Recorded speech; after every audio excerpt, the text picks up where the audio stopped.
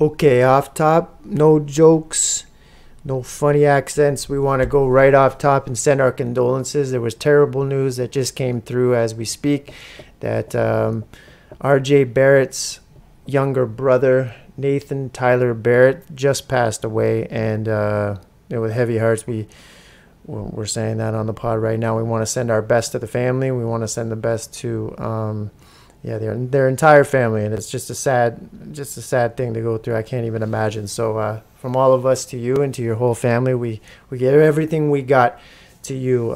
Best energy we can send to the family, and let's take a moment of silence just to send some good vibes, and hopefully they can heal up.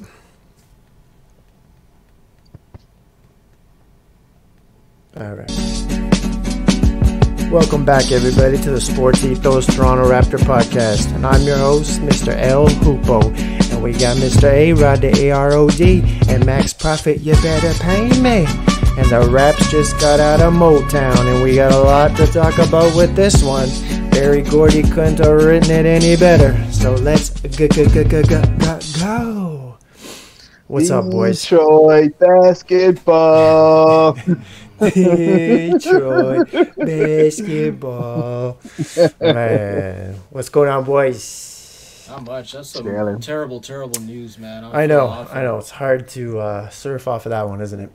Yeah, man. It's hard to get a good vibe going after you hear something like that, especially from a young man, losing life too soon, right? Yeah, and I don't know his age. We were talking before we hit record. I mean, they said it's his younger brother, and RJ can't be more than, 24 or 25. I don't know how old he is, but that means he's super young, and that's just terrible news, man. I can't imagine.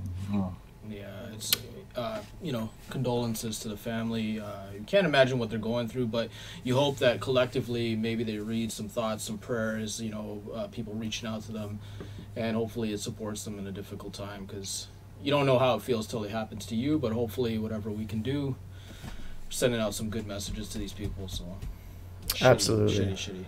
Yes, to the Barrett family and to the whole Raptor family, we send our best. Mm-hmm. Yeah.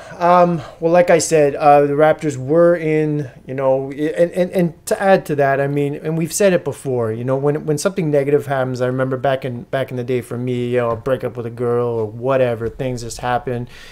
Even when my Opa on my Dutch side, when he passed away, the best place that I could go to clear my head was the basketball court. And that was always that spot for me. Whenever I was dealing with something real major or just something small, I could go to the basketball court and go on my own, or go meet up with some guys, just shoot around, or whatever, go by myself even at night and just shoot around. And that was my best therapy. So, I mean, RJ, I'm sure you're going to be away from the team for a while, but you never know. Maybe just get back on that court might be good for your mind and your soul. But hey, that's why we're doing a basketball podcast. It helps outside of the court as well. So that's why we love basketball. So again, send my best to RJ and the family.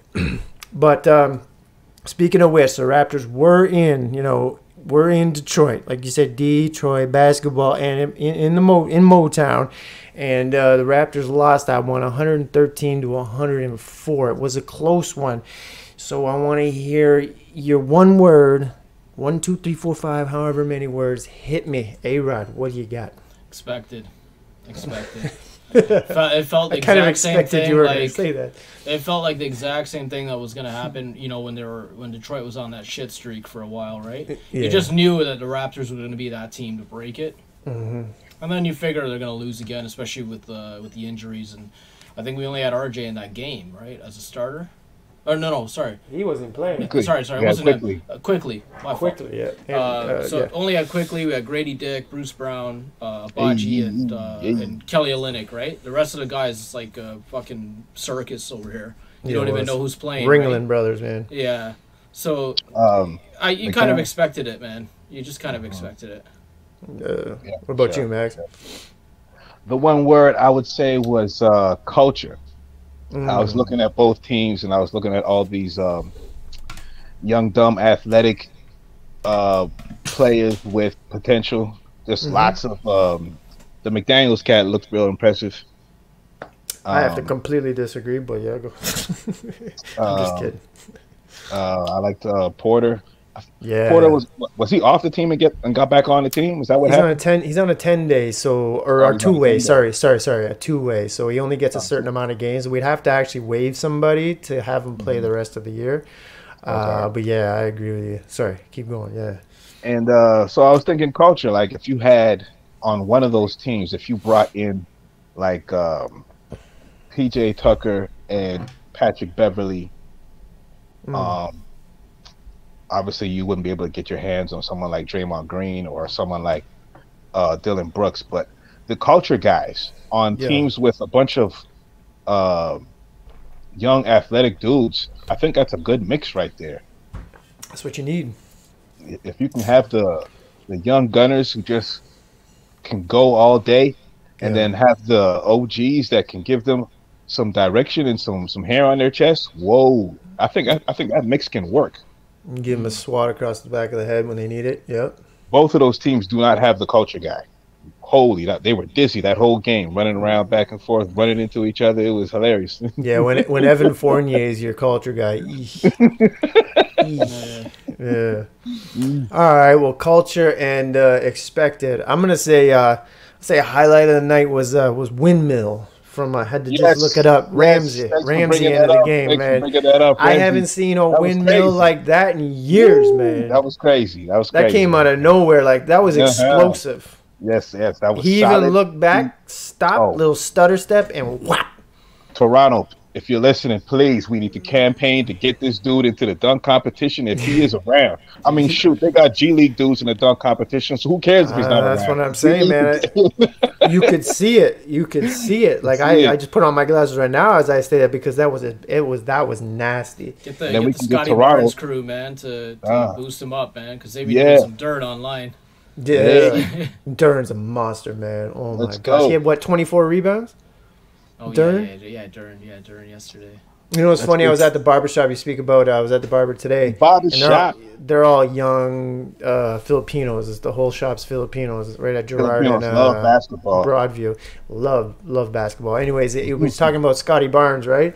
And he's like 22-year-old kid. And he's like, man, do you like Scotty Barnes? I'm like, I love Scotty. He's like, he is this generation. He represents the young generation. I'm like, he does, and that's amazing to hear the young generation say that. Coach was not. People were laughing at Coach when he said he's the future face of the league, but there's the youngin giving you proof right there. Right there. I don't know where he said that. Yeah, he said he represents us. That is a wild thing to say, though, man. That he's the face of the league. Hey, imagine. The youngin said it. The youngin said it. It's not our turn. Man. It's not our turn, you know. I like the guy. I like the guy a lot, man. I think he's got a very high upside. It's something to look forward to. Yeah. But face of the league is a big statement, man. Because when certain guys come in the league, right away they're gonna be that guy. Yeah. Yes. And when he came in the league, he's not that guy yet. He could be a very good player, but that's true. But that guy in American basketball doesn't exist anymore, unfortunately. We don't get that guy. And so I think what the youngin was so excited about Barnes was he's from here. He's a Florida guy. Yep. It's like he's relatable. He's young and goofy, and but he's positive. I was just gonna say he's positive. Yeah. That goofy part of him. He's not. He's happy-go-lucky. He's not. He doesn't have that black cloud hanging over his head. Yeah, that's a good point, man. He's definitely somebody that you'd want to be around if you're on a team, right? Well, they were talking about like they watch his clips of him going on like social media and like stuff like stuff I would never do, right? I'm 43 years old. I'm a grown man. I don't need to be looking that up. But he's very relatable and positive. It's those two things. That's what Masai was saying. It's very hard to find guys like that who have the talent on top of it, right? Yeah, like picking your number one draft pick has become a little political now. You need someone that can represent your team well, and you can market well, and can play ball and help your team. Like there's other things involved with it now, Yeah, man. So there we go. It was. Let's talk about any notes in this game that you noticed, some stuff that stuck out to you, some positives, negatives. What do you got? A-Rod, hit me. Duran's offensive game, man. He's been playing really well on the offensive side. Everybody knew about the rebounds, but he's kind of the he came into that team basically as a younger, more raw kind of Ben Wallace-esque, right? Not really known for his offensive capabilities, just known more for that defensive upside, the big body, like the big frame, rebounding. Yeah. But then, man, this guy just came up and fuck. What did he do, 20 last 25, night? 25 and 25 almost? Yeah. And then, like, the other games, he's been doing double-doubles regularly. Yeah. With some high point totals in the teens. So, it's interesting to see that Detroit might have a, good, talented young big on their hands, right? I remember draft day, I was texting you, I'm like, I want that Duren guy. I want that Duren guy from Memphis, man. Because you could just tell there was something different about him, that tough guy at Detroit. Detroit always ends up getting these guys, man. I don't know if you remember this, but Duren in the tourney faced off against Gonzaga and Chet, and he absolutely bodied Chet. I bet he did. Like, he made Chet look like a bitch in that game. Yeah. So, it's kind of funny when everybody's on the Chet Rookie of the Year train, right? And then you got two guys who are like, one has completely outplayed him in a similar setting in Duren, and then Wemby's like on another stratosphere, man. He's different. I don't know how anybody could give Chet Rookie of the Year. That shit is ridiculous to me. You're watching a generational player right now. Like, you have to be psychotic to be like, oh, Chet's the Rookie of the Year. Yeah, I think he goes beyond generational too. I think there's another new step. You know what I mean? Yeah. He's gonna be in that bucket. Yeah. I don't think anybody has said Chet's Rookie of the Year material for at least 2 months. Could be right. Early in the year when Wemby was still a little shaky, and Chet was much more steady Eddie. People were saying that Chet's nice, but when it comes to like one-on-one matchups, like okay, here's a player he's going up against, he always kind of comes out on the bottom end. He's not very confrontational. Like no, he doesn't got that dog in him, man. No, like he's nice, but when it's time for a big matchup, he kind of loses out. And I love Wemby's. He's still sneaky nice though. He's sneaky nice. He is, and I love Wemby's competitive attitude. He goes, that's what I'm addicted to is winning. I'm addicted to winning. Well, look at the coach he got. I mean, the coach is just giving him all the dog that he needs to have to survive in the NBA. Like Popovich is giving this kid all the dog he needs. Yeah. It's just, man, are you going to give him some teammates? Like, what are y'all doing, man? Hopefully soon, right? To go back to that Raps game, I thought a couple of things I liked. It was Kelly Olynyk's passing, man. Man, Kelly, it looked pretty good. He's trying. Pretty good. He ain't the Joker, but hey, it looks pretty good over there. He's the Scarborough Joker. Scarborough Joker. Jokes. Dollarama jokes. Yeah. The Dollarama Joker. Is that what you said? Yeah. Dollarama Joker.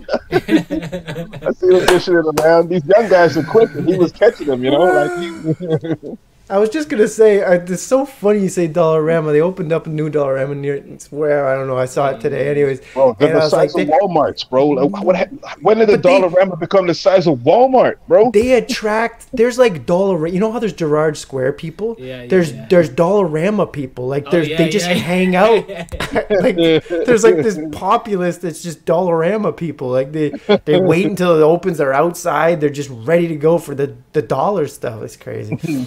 Anyways, Dollarama people. All right. Well, if you have any other notes from this game, let me know. But yeah, that was a tough one to take a loss. But whatever, I'm not mad. The tank keeps rolling. Yeah, it does. And speaking of the tank keeps rolling, man. So remember my buddy I told you about who just got back from the war?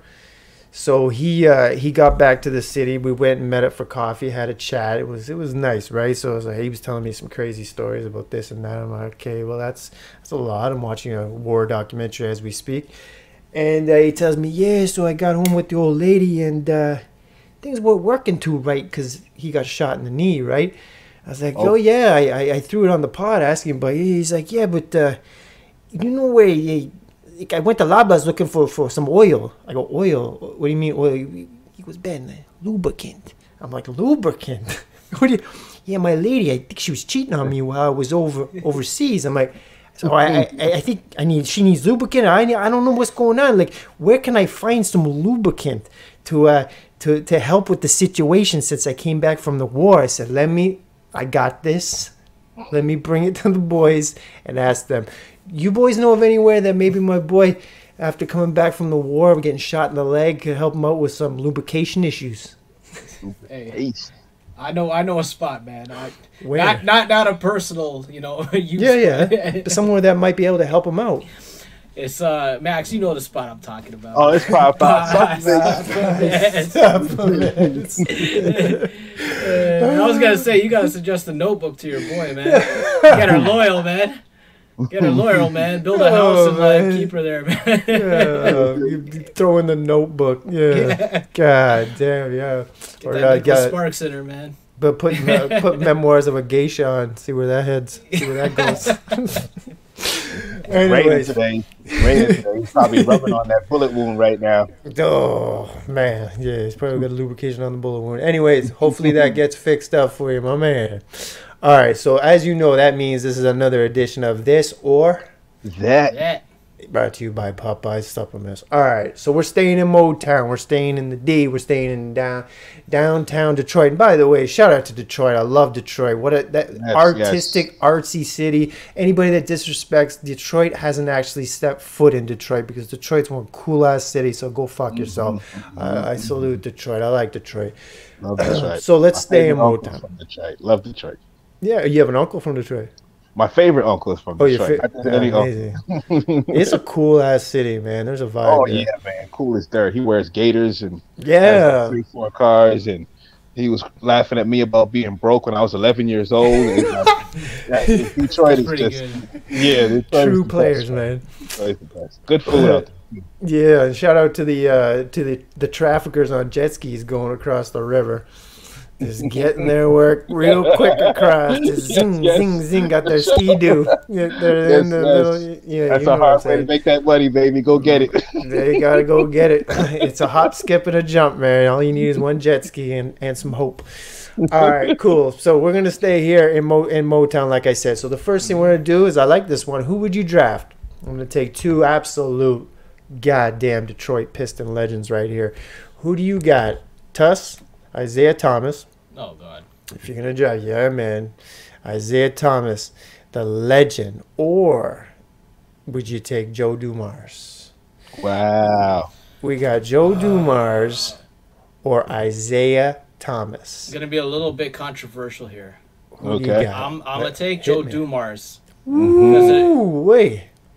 I'm going to take Joe Dumars only because Isaiah is one salty-ass motherfucker, man. Whoa, yes. But literally every single interview I see this guy in, he's still crying about Jordan. Still crying about how he needs an apology.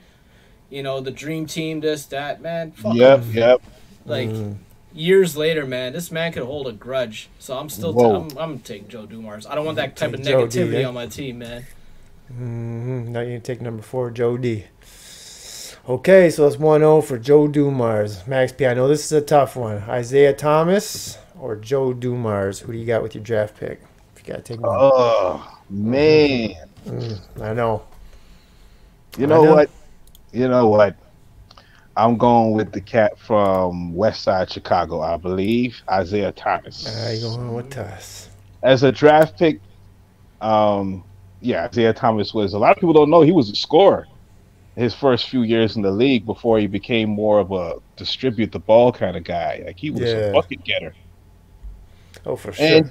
And he got all kind of attitude and rubs people all kind of the wrong way, including me. I pause, and it's like, so I think that's what's needed in the NBA today. The troublemaker, the guy who doesn't care what people think, especially with social media. Cats is afraid to be in a dunk competition and stuff.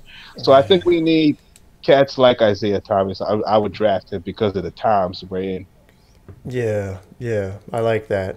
I like both your takes on that. For me, Joe Dumars was Joe Dumars was one hell of a basketball player, man. He was definitely one of a kind, man. He was steady, he was strong. He gave Michael a go on defense. You know what I mean? Yes, sir. He hit that jumper when he needed it. He was sandpaper. Isaiah Thomas, definitely being a Jordan guy. You just grow up a kid, you're a Jordan guy, you just automatically didn't like him.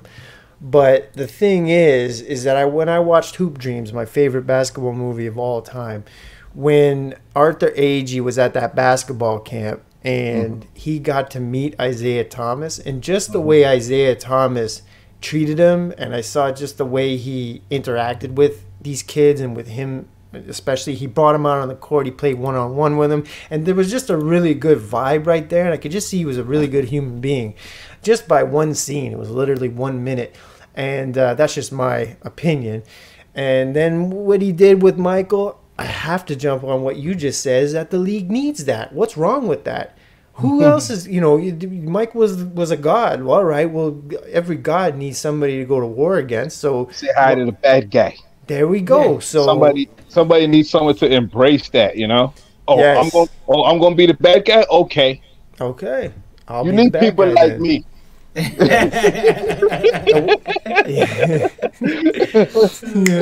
What was the scene in Last Dance when wasn't there a scene where Michael looked down at the iPad and saw a comment that Isaiah Thomas Gary made? Payton. Yeah, that was Gary Payton. Talking about when I was on Jordan in the finals, I shut him down. It's just they didn't put me on him soon enough in the series. Oh, see, I thought that was Isaiah. Okay, never mind. Yeah, that's Gary Payton. But anyways, I'm gonna go with Tuss. I'm gonna go with Isaiah Thomas on this one as well. So that's a clean. No, who'd you say, A.Rod?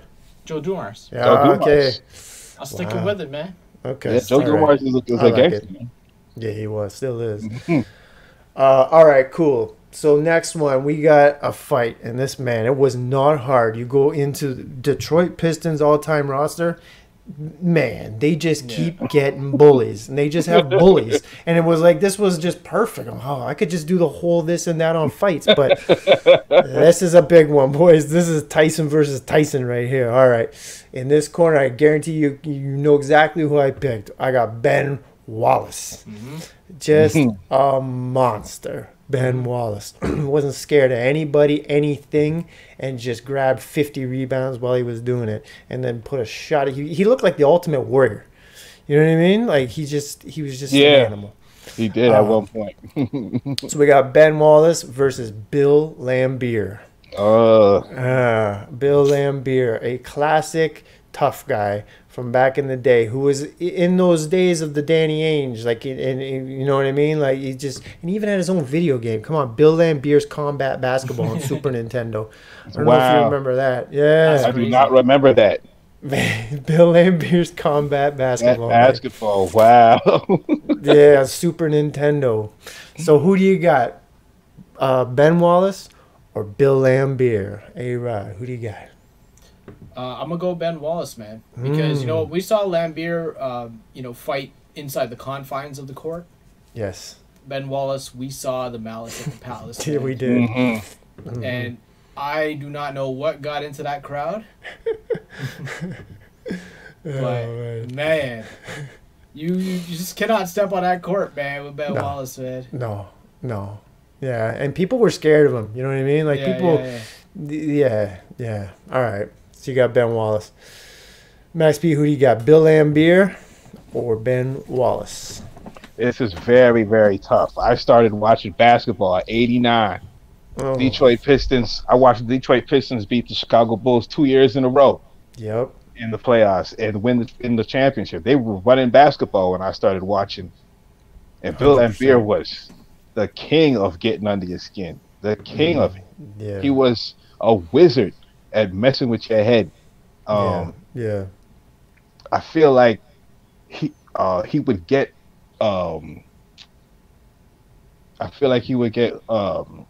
homeboy Ben Wallace so upset that he'd get him off his game and he'd do some tricky shit, and hit him with the knife in the side, get him with the knife in the side while he's so angry.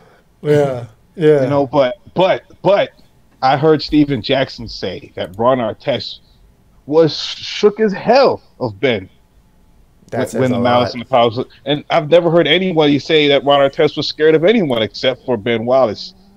I even heard the Devils scared of Ben Wallace. Yeah. When Steven Jackson is saying Ron Artest was scared of Ben Wallace, and he doesn't have any fear of throwing Ron Artest under the bus, it's just a known thing. That dude was scary. So I gotta go with Ben. You going with Ben too, huh? Ah, man, I didn't realize until I was looking up the pictures with Bill Laimbeer. Like, I forgot about this game. I do remember seeing that game, but come on, he has his own Super Nintendo game. Like, come on, That's like crazy. that's crazy. I mean, look at him, what he's doing to Larry Bird. He's sticking elbows up chins. And he's not even in great shape, but you know, he's one of those guys that Alex Caruso kind of reminds me of this. Like, he would work down at the docks and he'd be collector. He's a collector. You know what I mean? He looks like a collector. Like, he's going to collect money for the local gangster. You know what I mean? That's what he does. That's definitely what he does. He can't do anything, but if you touch him, it's a problem. He's one of those guys. Yeah, he takes fingers off and sends them back to you. You know what I mean? Yes. But then Ben Wallace, I mean, if you tried to cut Ben Wallace's finger off, I bet you it wouldn't come off because it's steel. He's literally made of iron. And I just remember, like, I heard they had to make jerseys bigger for him. Like, they had to go another size because his chest was so big that his jersey wouldn't fit. So they had to make these Ben Wallace size jerseys. And then he looked like looking like Luca Brasi from Godfather. That's what I'm saying. But I'm gonna have to go with Bill Laimbeer on this one. Bill Laimbeer. Because Bill's gonna show up with the mask on, and Ben Wallace is just gonna be like, "Oh, really?" And he's gonna have flashbacks of Richard Jefferson, or not Richard Jefferson, Rick Hamilton, and he's just gonna think, "Oh, okay, the mask is gonna distract him," and then boom, Laimbeer's gonna catch him and take a finger off. It's game over. He's a tricky cat, man. Yeah. You know, just on a side note here, just about Ben Wallace, one of the interesting facts of the day, and this goes in line with what I've always been saying about the Raptors, how we give up career highs to everybody.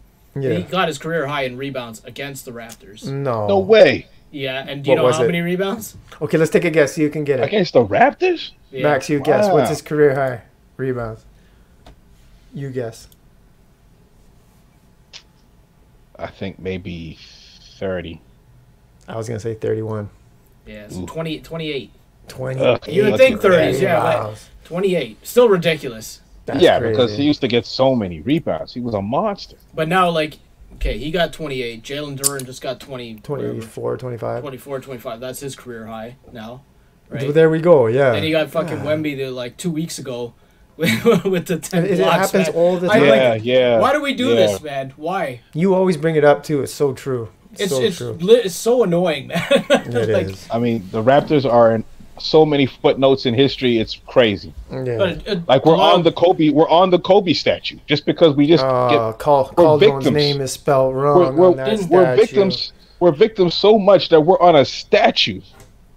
That's true. But we're on the statue because we're the victim. You see what I'm saying? Did Delano Banton get a career high off us? Probably. Like, he probably did. He played really well against us. Like, our victimhood is so heavy. We have a statue. Yeah, that's so true. That's sad, though, isn't it? All right, so we're going to stick in Motown, like I said, and we're going to do a party. Who got more ass? Who got more girls at the top of their game? Yes, who was the bigger Motown player?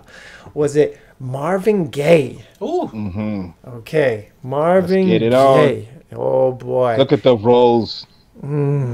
This guy, man. Before Kanye, there was Marvin Gaye, y'all, for y'all that don't know. Yeah. This was the weirdo genius. Yeah, he was an absolute genius, man. Genius. He could impregnate somebody with just one note. Just one note. Crazy. I seen him in a recording session where he did 9 vocal tracks. Yes. Singing in different keys. I saw that. And layering it all up. When he was in some foreign country, right? Remember? Genius. Yeah, he was a genius, bro. The guy's crazy. Crazy. So we got Marvin Gaye versus, it was tough, but former Detroit Piston Dennis Rodman. Dennis Rodman had his days, man. That's Carmen Electra right there. That's Madonna right there. That's just right here. I don't know who that is right there, but just a whole lot of right there. Jordan kicked in the hotel door. Carmen Electra was hiding behind the couch.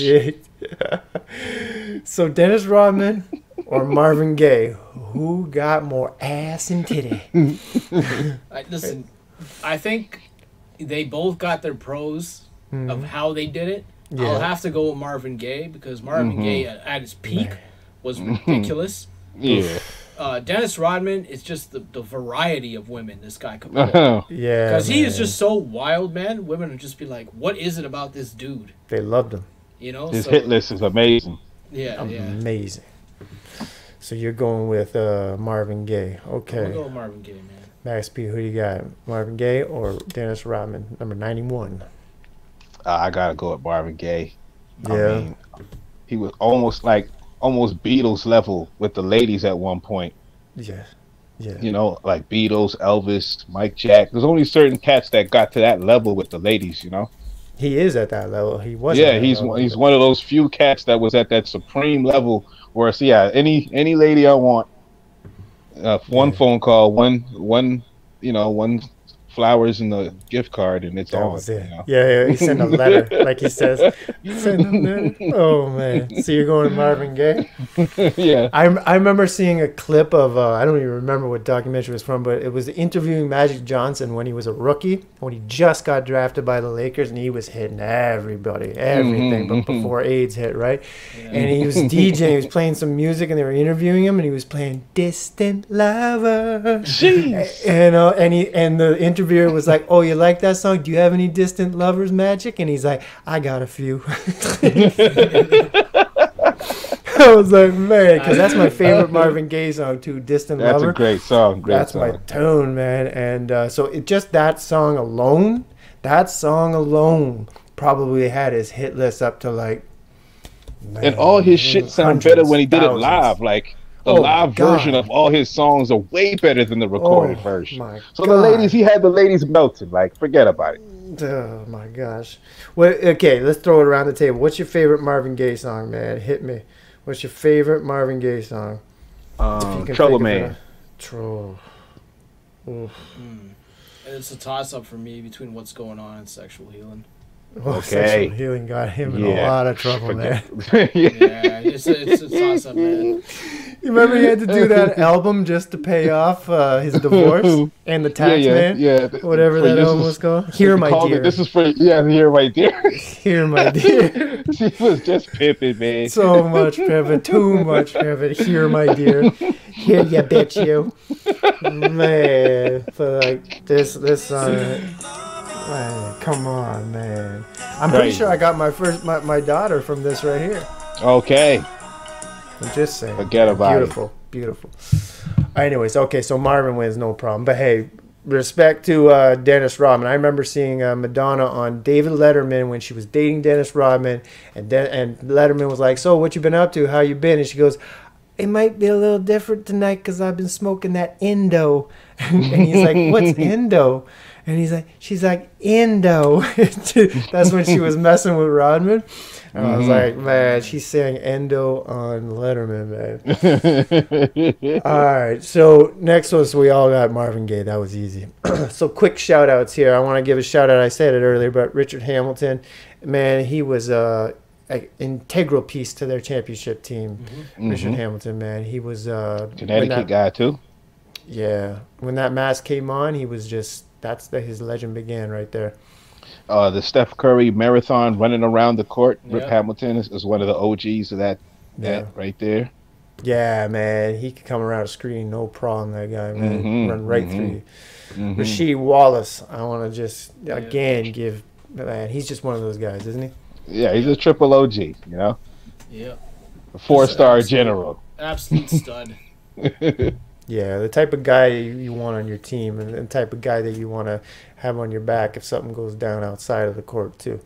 And he would, if he played today, he would probably be maybe the most famous guy in the league. Like Rasheed Wallace's personality and the TikTok era. Oh my God. Game Ball Don't Lie and all that, the Air Force Ones and all that. I still remember that exact game. Ball Don't Lie. Oh man, and Darko Milicic. I want to say that this poor guy, when he came in, man, he had so much. What was it? A number 2 pick, right? Number 2. Over Carmelo. Over Carmelo.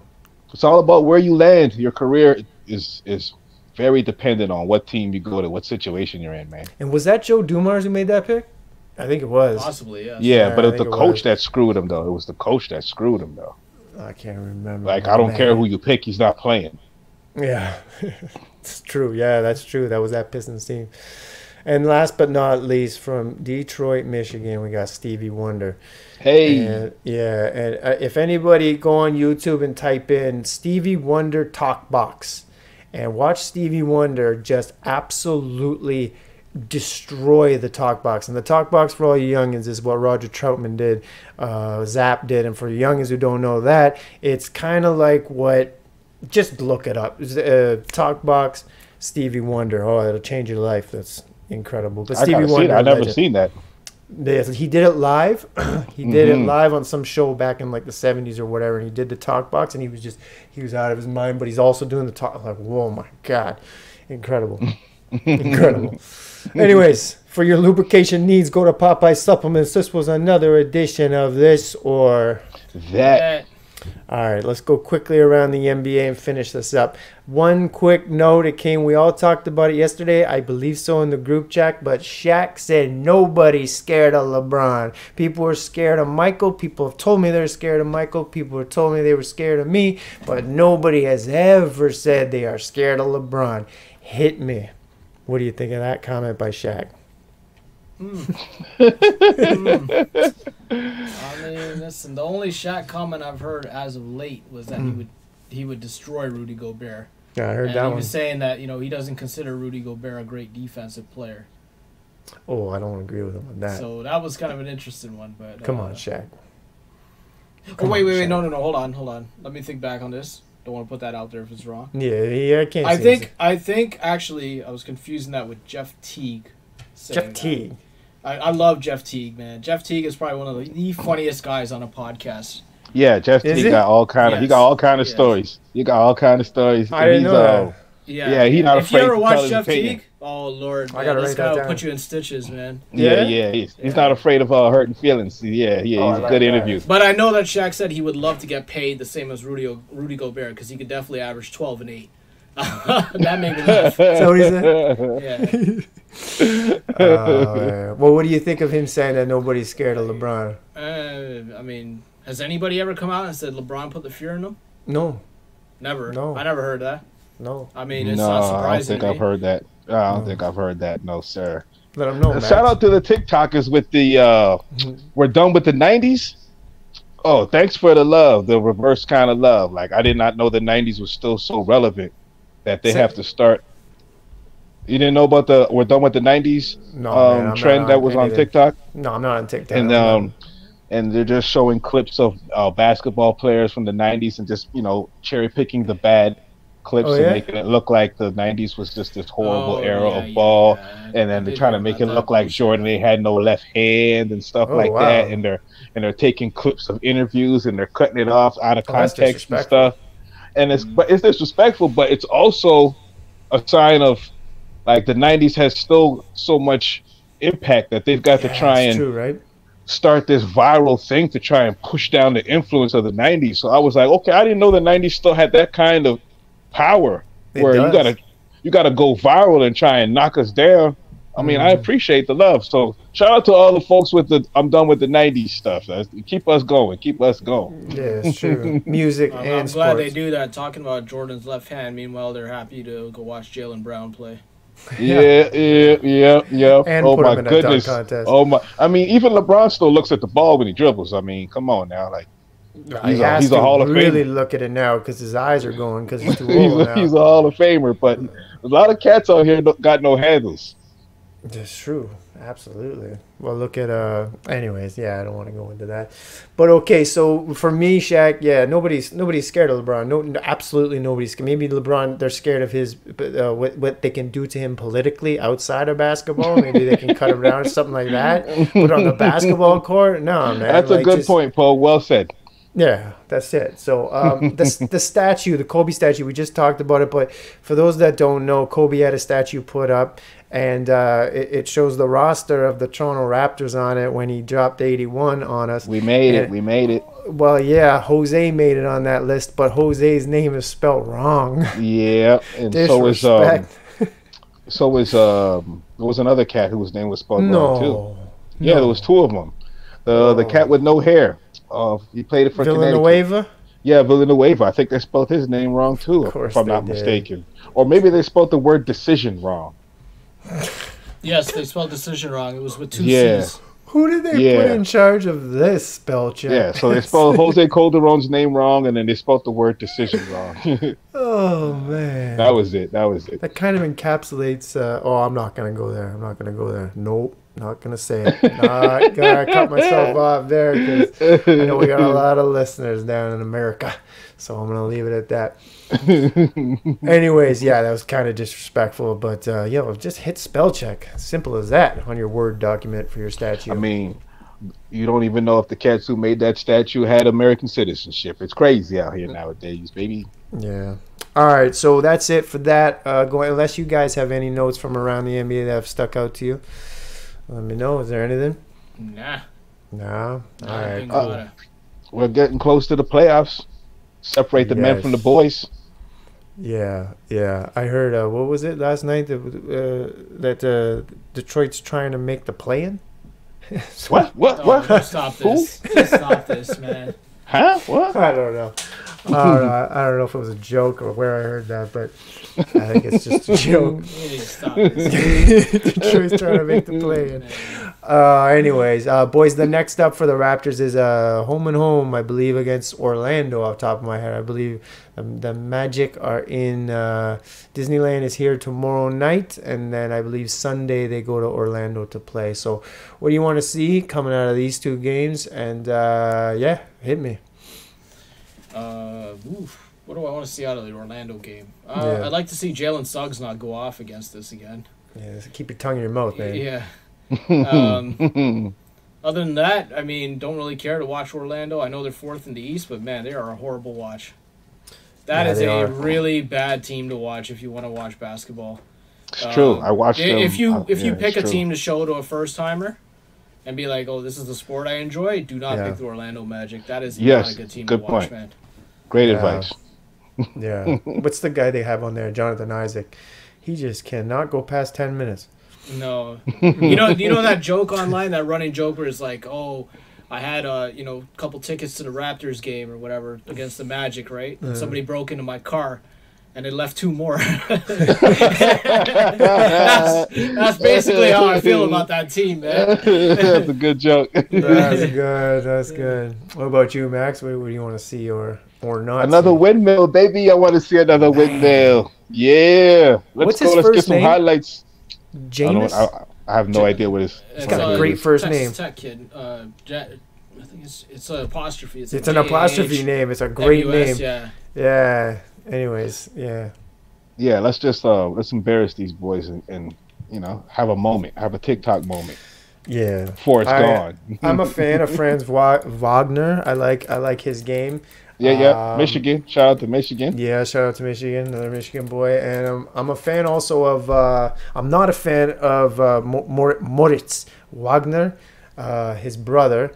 I just think he's one of those fake tough guys too, that are in the league that just needs to be slapped. Like the guy, that's the type of guy that needs to be slapped. Imagine like in the Joe Dumars, Ben Wallace.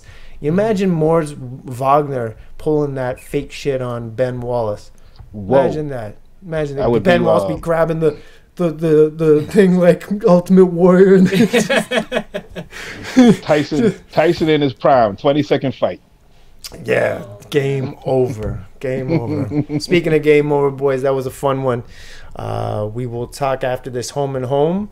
And until then, I want everybody to be safe. And again, yes, we had jokes, we had fun on this, but again, it is a sad day in Raptor land with RJ Barrett losing his younger brother. And again, not to end this on a sad note, but it is huge and it's awful news. And for anybody that's maybe lost, anybody that's lost a family member or a friend in their life, it's not good. So we send our best. I know I do. A.Rod, Max P. The whole Sports Ethos family, we send our best and condolences to the Barrett family. And on that note, everybody, enjoy your night and be safe. This was another episode of the Sports Ethos Toronto Raptor podcast. And as you know, I'm El Hoopo. There's 2 O's, a P, and another O. And A.Rod, A-R-O-D. And Max Profit, you better pay me. We will be talking soon after the Orlando Magic game. But until then, hit subscribe, hit like, and listen to this podcast wherever you listen to podcasts. Yeah, bitch, yeah.